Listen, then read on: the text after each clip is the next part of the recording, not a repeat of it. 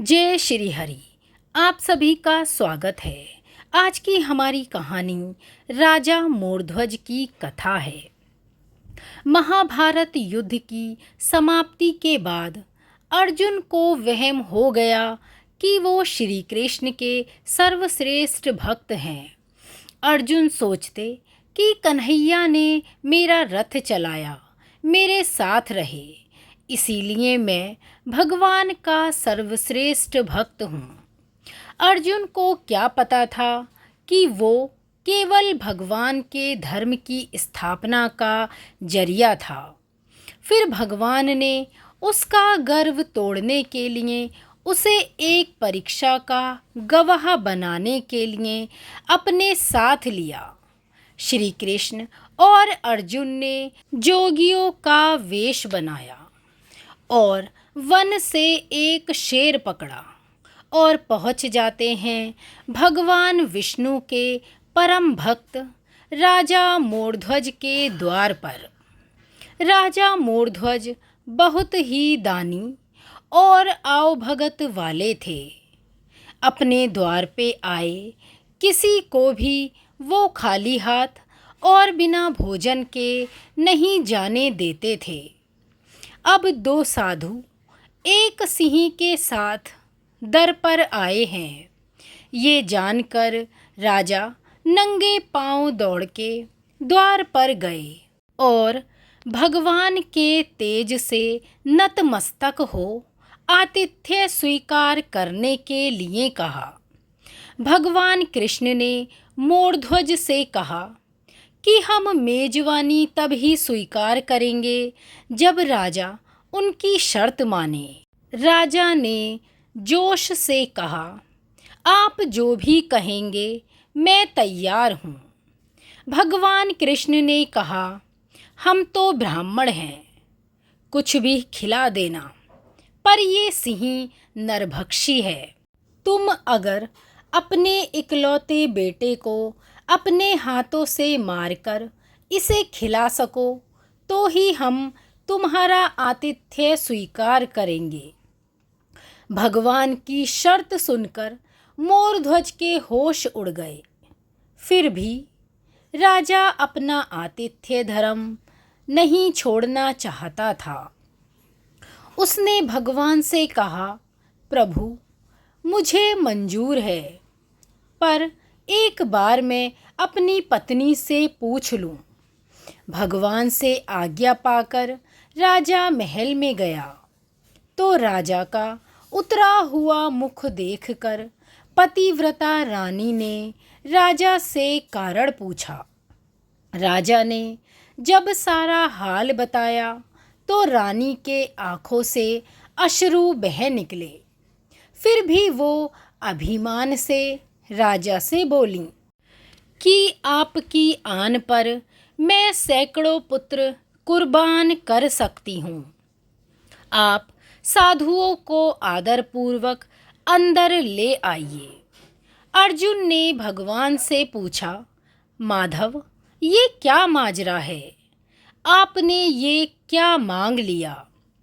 कृष्ण बोले, अर्जुन तुम देखते जाओ और चुप रहो।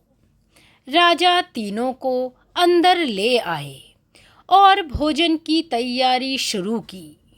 भगवान को 56 भोग परोसा गया, पर अर्जुन के गले से उतर नहीं रहा था। राजा ने स्वयं जाकर पुत्र को तैयार किया। पुत्र भी 3 साल का था। नाम था रतन कंवर।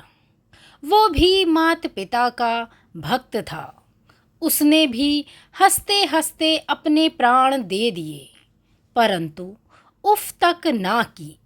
राजा रानी ने अपने हाथों में आरी लेकर पुत्र के 2 टुकड़े किए और सिंह को परोस दिया।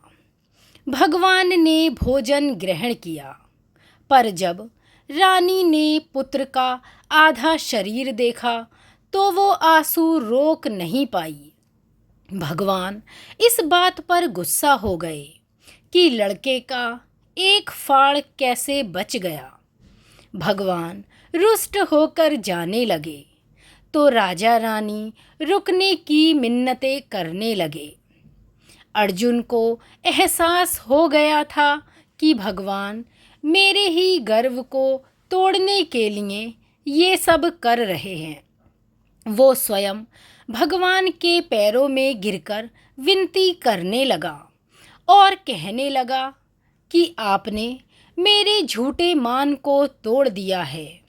राजा रानी के बेटे को उनके ही हाथों से मरवा दिया और अब रूठ के जा रहे हो, ये उचित नहीं है। प्रभु मुझे माफ़ करो और भक्त का कल्याण करो। तब केशव ने अर्जुन का घमंड टूटा जान रानी से कहा कि वो अपने पुत्र को आवाज़ दे। रानी ने सोचा पुत्र तो मर चुका है, अब इसका क्या मतलब है। पर साधुओं की आज्ञा मानकर उसने पुत्र रतन कंवर को आवाज़ लगाई। कुछ ही क्षणों में चमत्कार हो गया।